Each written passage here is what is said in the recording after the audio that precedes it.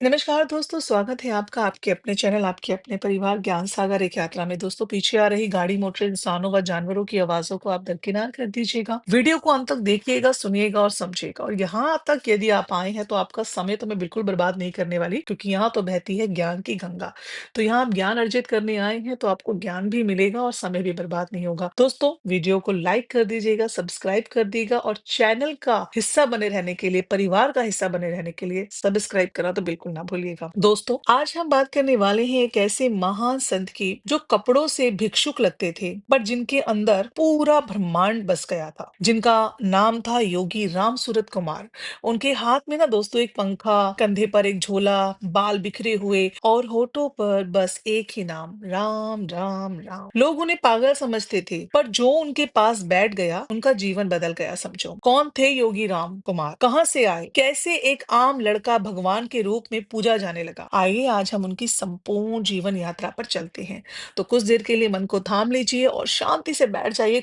सिर्फ कुछ मिनटों की बात है दोस्तों। आइए जानते हैं उनका जन्म जो था वो 1 दिसंबर 1918 को, और स्थान था उनका उत्तर प्रदेश, नरोदरा गांव। उनका जन्म एक साधारण ब्राह्मण परिवार में हुआ दोस्तों। बचपन से ही ना उनके अंदर ना उनमें एक भक्ति थी और वैराग्य का संकेत उनको इनके परिवार वालों को दिखने लगा था, क्योंकि उनके अंदर एक अजीब सी भक्ति थी, एक अजीब सी मस्ती थी, एक अलग सा वैराग्य था। किसी चीज के लिए उनको अटैचमेंट ही नहीं था। छोटी सी उम्र में ही उन्हें साधु के पास बैठना बहुत पसंद आता था। घर वाले चाहते थे कि वो भी पढ़ लिख कर ना नौकरी करें, जबकि वो बहुत पढ़े दोस्तों, ऐसे नहीं कि पढ़े नहीं, पढ़े भी वो, लेकिन उनका जो मन था ना वो किसी और दुनिया में था। वो अक्सर ना गंगा के किनारे बैठकर सोचते जीवन का सत्य क्या है। उन्होंने ना नॉर्मल स्कूल एजुकेशन भी ली दोस्तों, पर उनकी तलाश ना अंदर चल रही थी।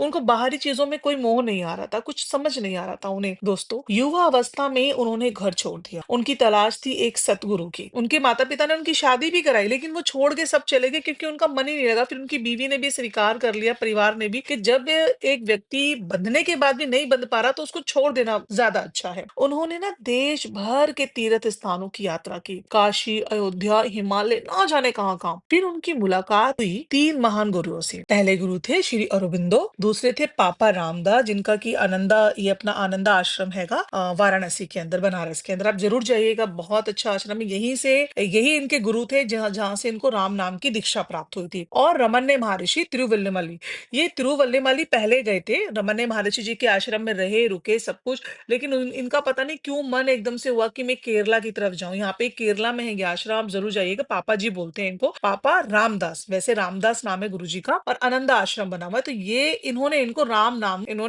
नाम जाप दिया, और तब से राम नाम का जाप करते रहे। लेकिन ये फिर तिरुवल्लमलाई आ गए, क्योंकि रमन्य महर्षि जी के जब ये संपर्क में आए, जब उनको देखा, तो इनका जीवन और बदल गया। तो यही से ना उनकी जीवन गाथा ने मोड़ लिया था दोस्त, ठीक है। तो पापा जो रामदास ने उन्हें ना राम नाम का जाप दिया, जैसे कि मैंने आपको बताया, उनका जीवन बदल गया और राम नाम उनकी सांस बन गया। और रमण्य महर्षि जी का जो दर्शन था, जब उन्होंने रमण्य महर्षि को देखा, बस एक दृष्टि हुई थी रमण्य महर्षि जी की जो उन पे पड़ी, और उन्हें ना अनुभव हुआ कि उनकी जो तलाश है ना वो समाप्त हो चुकी है। उन्होंने कहा था, रमण्य महर्षि ने इस भिक्षुक को सब कुछ दे दिया, और वो वहां बैठ के बहुत बहुत रोए, बहुत रोए गुरुजी। उन्होंने तिरुवल्लमलाई को अपना घर बना लिया। कपड़े पहन, मतलब ये लगा लिए कि कपड़े फटे हुए थे, उनके बाल बिखरे हुए, और हाथ में एक पंखा। लोग उन्हें ना विसरी समयार कहते थे दोस्तों। मतलब कि एक भिखारी, एक भिक्षुक जो मतलब बिल्कुल भिखारियों की तरह रहते थे। इन्हें लोग मारते थे भाई, इनको कोई होश नहीं था, बस ये ईश्वर में लीन थे, बिल्कुल लीन हो चुके थे। वो मंदिर के ना बाहर बैठे, एक बार क्या हुआ, वो मंदिर के बाहर बैठते थे। हमेशा उनका यही था कि मुझे मंदिर के बाहर बैठना है। और रेलवे स्टेशन पर रहते थे और भिक्षा मांगते थे। किसी ने कुछ दिया तो ठीक, नहीं दिया तो कुछ नहीं। लेकिन ना लोग बच्चे उन्हें पत्थर मारना, इनके कपड़ों को देख के हंसना, इनकी वेशभूषा को देख के हंसना, इनको बहुत तंग किया। और ये उत्तर भारत के थे, तो इसलिए भी इन्हें बड़ी परेशानी थी।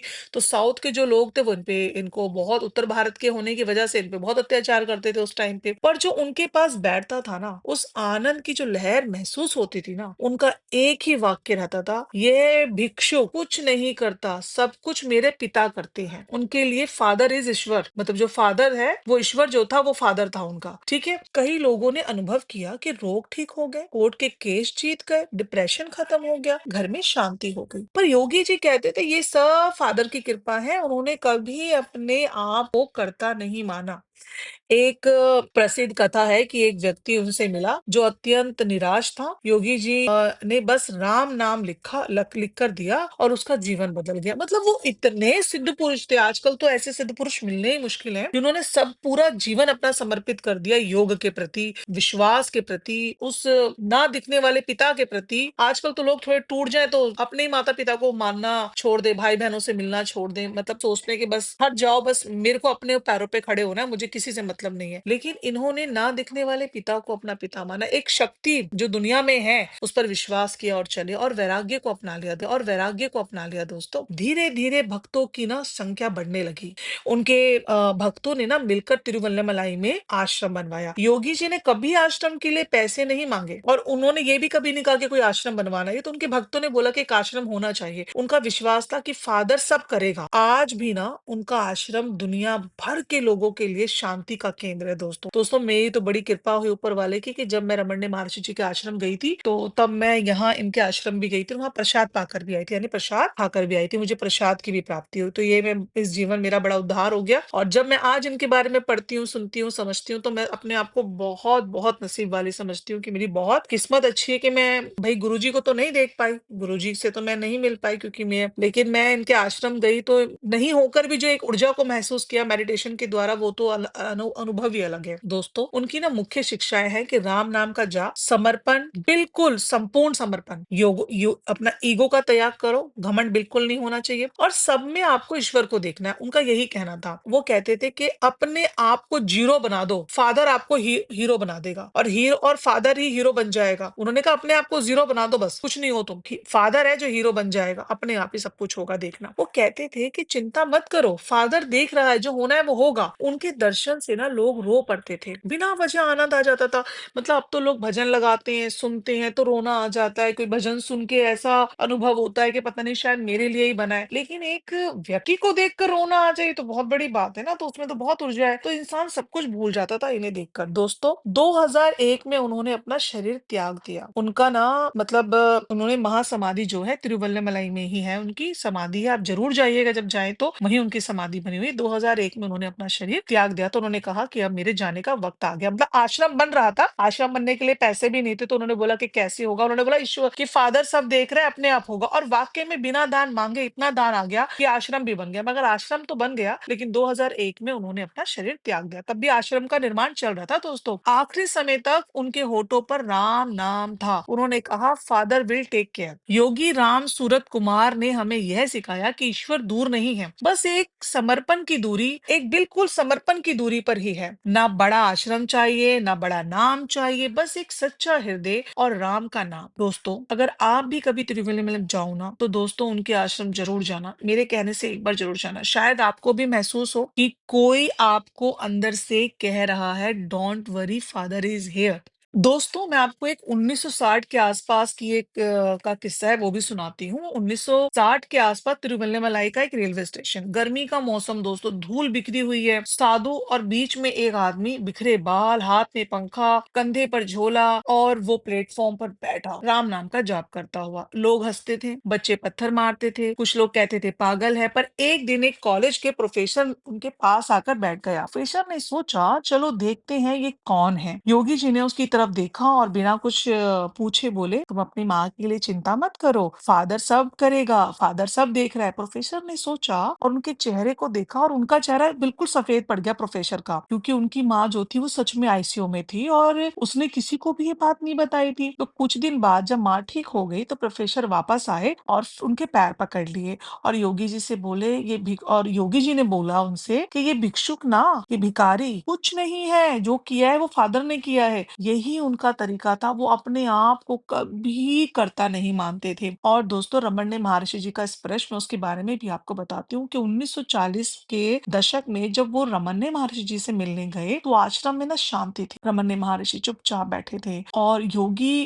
राम सूरत कुमार ने जैसे ही उनकी आंखों में देखा, उन्हें लगा जैसे सब रुक गया है। उन्होंने बाद में कहा था कि इस भिखारी को उस दिन सब मिल गया, सब कुछ खत्म हो गया, जब बस रह गया तो फादर रह गया। और और कुछ नहीं। जब उन्होंने रमन्य महर्षि को देखा, वो ना कई घंटों तक बस चुप बैठकर रोते रहे रमन्य महर्षि जी को देखकर। उस दिन के बाद ना उनका जीवन दोस्तों बिल्कुल बदल गया। दोस्तों उनको ना विसरी समयार भी कहते थे, क्योंकि तिरुवल्लुवर के जो लोग थे ना उन्हें कहते थे कि हाँ ये ना विसरी समयार है, क्या है, क्योंकि ना उनके हाथ में क्या होता था, उनके हाथ में एक हमेशा पंखा होता था। और एक बार एक व्यक्ति उनसे मिलने आया जो बिज़नेस में ना बिल्कुल बर्बाद हो चुका था। तो वो रोता हुआ बोला कि मैं तो खत्म हो गया हूँ। तो योगी जी ने बस अपना पंखा उसके सर पर ना घुमा दिया दोस्तों, और वो बोले, फादर सब देख रहा है, तू डर मत, सब सही होगा। वो व्यक्ति ना बाद में ना सफल बिज़नेसमैन बना दोस्तों। उसने कहा कि मैंने सिर्फ ना उनका विश्वास पकड़ लिया था और उन पर विश्वास किया था। योगी जी ने कभी पैसा नहीं मांगा दोस्तों, किसी से ना मांगा ना लिया, कभी दावा भी नहीं किया कि ये सब कुछ मैं कर रहा हूँ। आइए आपको एक किस्सा सुनाते हैं पुलिस स्टेशन की रात का। एक बार क्या हुआ कि पुलिस ने ना उन्हें उठाकर ना थाने ले गए और लेकर चले गए, उन्हें बंद कर दिया, क्योंकि लोग ना कंप्लेन कर रहे थे कि ये आदमी पागल है, बच्चे डर जाते हैं और लोगों को ये जमा करता है, लोग इसके पास आकर बैठते हैं। तो थाने में भी वो राम नाम का जाप जपते रहे और सुबह तक पुलिस वाले भी ना उनके चरण छूने लगे। क्यों दोस्तों? एक कांस्टेबल ने कहा, साहब इनके पास बैठ कर ना एक अजीब सी शांति मिलती है। तो पुलिस ऑफिसर ने खुद उन्हें छोड़ दिया और कहा, बाबा आप जहाँ चाहे वहां बैठिए, चाहे कोई भी आए, हमसे गलती हो गई। एक ना कैंसर पेशेंट है, मैं उसके बारे में भी आपको बताती हूँ कि 1990 के दौर की बात है कि एक महिला को ना कैंसर था। तो डॉक्टर ने ना हाथ खड़े कर लिए दोस्तों। तो वो योगी जी के पास आई, उन्होंने योगी जी का नाम सुना था, उनके पास आई। तो योगी जी ने ना उससे बस इतना ही कहा कि राम नाम को पकड़ो, फादर पर भरोसा रखो। महिला ने भी उन पर विश्वास किया और महिला ने लगातार राम नाम का जाप शुरू कर दिया। उसकी कंडीशन धीरे धीरे इंप्रूव हुई। तो डॉक्टर हैरान थे, पर योगी जी ने ना फिर भी पता है क्या कहा, फादर की कृपा है, मैं कुछ नहीं कर रहा। जैसे कि मैंने आपको बताया अभी कुछ देर पहले कि आश्रम था उसका निर्माण के बारे में। तो जब ना आश्रम का भी निर्माण हो रहा था तो पैसे तो थे ही नहीं, लेकिन भक्तों ने पूछा था बाबा से कि बाबा पैसे कहाँ से आएंगे, आश्रम तो चलो हमने खरीद जगह तो ले ली, लेकिन इसको बनाएंगे कैसे? तो वो हमेशा ना मुस्कुरा कर बोलते थे कि फादर का आश्रम है, फादर ही भेजेंगे। और सच में दोस्तों बिना मांगे दान मिलता ही गया। और 2000 फरवरी 2001 में ना जो अंतिम दिन था उनका, फरवरी 2001 में उन्होंने अपना शरीर त्याग दिया था। शरीर कमजोर हो चुका था, क्योंकि दोस्तों मैंने जैसे कि आपको बताया, और भक्त रो रहे थे। उन्होंने धीरे धीरे पता है क्या धीरे से क्या कहा था, don't worry father is here, और राम नाम लेते लेते शरीर छोड़ दिया। आज भी लोग कहते हैं कि उनके आश्रम में बैठो तो एक अजीब सी एनर्जी महसूस होती है। दोस्तों आप लोग जरूर जाइएगा जब भी आपको वक्त। दोस्तों योगी राम सूरत ने ना हमें कोई नई फिलोसफी नहीं सिखा दी, नहीं बता दी, और उन्होंने बस एक बात कही कि फादर पर भरोसा रखो। जब दुनिया टूट रही हो, जब लोग समझ ना पाए, जब मन अकेला हो, तब याद रखना शायद कहीं ना कहीं से एक आवाज आ रही हो, don't worry father is here. अगर आपको ये कहानी स्पर्श कर रही हो तो कमेंट में सिर्फ एक बार राम नाम जरूर लिख दीजिए और अपने जीवन में थोड़ा सा समर्पण लेकर आए, थोड़ा सा समर्पण लेकर आए। देखिए ना दोस्तों, एक भिक्षु जैसा दिखने वाला व्यक्ति और अंदर पूरा ब्रह्मांड समाया हुआ, यही थे योगी राम सूरत। उन्होंने साबित किया कि भगवान शोर में तो कभी नहीं मिलते, समर्पण में मिलते हैं। आज से अपनी चिंता उन्हें दे दीजिए और सिर्फ राम नाम पकड़ लीजिए, क्योंकि ना क्योंकि जब ना फादर दोस्तों साथ हो ना तो डर कैसा दोस्तों। कल अगर आप तिरुवल्लुवर जाएं और अरुणाचल के पास बैठे कर आंख बंद करें तो हो सकता है कि आपको भी ये महसूस हो जैसे कि कोई धीरे से कह रहा हो, बेटा चिंता मत कर, फादर सब देख रहे हैं। दोस्तों योगी राम सूरत कुमार शरीर से चले गए, पर उनकी कृपा तो आज भी वहां पर बैठी है। दोस्तों यदि आपको यह जो वीडियो है स्पर्श करा हो और योगी राम सूरत कुमार जी की ये जितनी पूरी स्टोरी है, जो उनकी जीवनी है, वो आपको कहीं ना कहीं छू गई हो, तो कमेंट में राम नाम लिख दीजिए और राम नाम दीजिए और बस उन्हें याद कीजिए। और आपका जिस भी ईश्वर में आपको विश्वास है तो उसको पकड़ लो, पूरा समर्पण अपना कर दो। ये नहीं है कि आज इसको मान रहे कल उसको मान रहे। देखो दोस्तों एक बात कही जाती है कि बड़ी ही प्यारी सी बात है कि दर दर भटकेगा ना तो तेरे को यार नहीं मिल सकता, एक दर पकड़ ले तेरे को सच्चा साथ मिल जाएगा। यानी कि जो इंसान दर दर भटकता है ना, सोचता है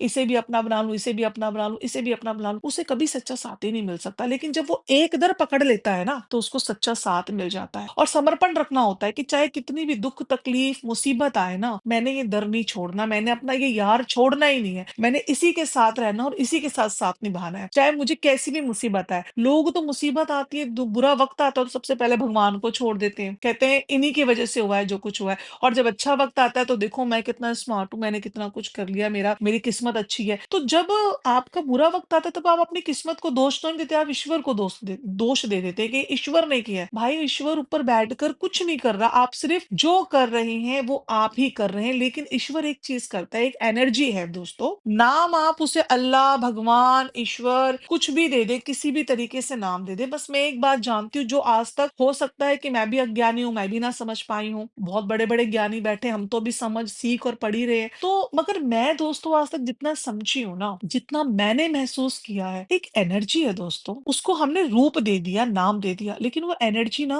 वो जो तरंगे हैं ना, जो हमारे आस-पास की तरंगे हैं, सब कुछ वही करती हैं दोस्तों। हम जैसा सोचते हैं, जैसा अपने आस-पास का वातावरण बना लेते हैं और जैसा हमारा विश्वास होता है। आप अपने मन में एक विश्वास बना लीजिए, किसी धागे के प्रति, किसी व्यक्ति के प्रति। आप देखिए धीरे-धीरे आपको लगेगा, जैसे कि आप हरिद्वार के प्रति बना लीजिए कि मैं गंगा जी जाऊँगा, स्नान करूँगा, डुबकी लगाऊँगा, तो सब ठीक हो जाएगा और वहाँ से आप आएँगे तो वाक़ई में ठीक होगा। तो क्या वह चीज़ माँ गंगा ने की, वो हरिद्वार जाके हुई? नहीं दोस्तों, जो आपके आस-पास की तरंगे हैं ना, जिसने इतना 100% जिसमें आपने अपने आप को झोंक दिया और आपने विश्वास से बोला कि ये काम अब हो जाएगा, तो दोस्तों वो आपका घर बैठकर भी हो सकता था, मगर आपको उस एनर्जी से कनेक्ट होना पड़ेगा। जो कि हमें योगी राम सूरत कुमार जी समझा रहे हैं। उन्होंने उनको लोगों ने पत्थर मारे, आपको पता है उन पे ज़ुल्म कहीं कम नहीं हुए। वो उत्तर प्रदेश के रहने वाले थे, ठीक है? साउथ में चले गए। तो उस टाइम पे साउथ के लोगों ने उन पे बहुत अत्याचार किए, उन पे पत्थर मारे, उनका रंग-रूप तो उनसे अलग था, उनका खान-पीन अलग था, लेकिन उनको उन पे बहुत अत्याचार हुए, उन्हें कोई बैठने नहीं देता था, उन्हें कोई रोटी नहीं देता था, उनको सब पागल भिखारी समझते थे, क्योंकि वो रहते ही ऐसे थे,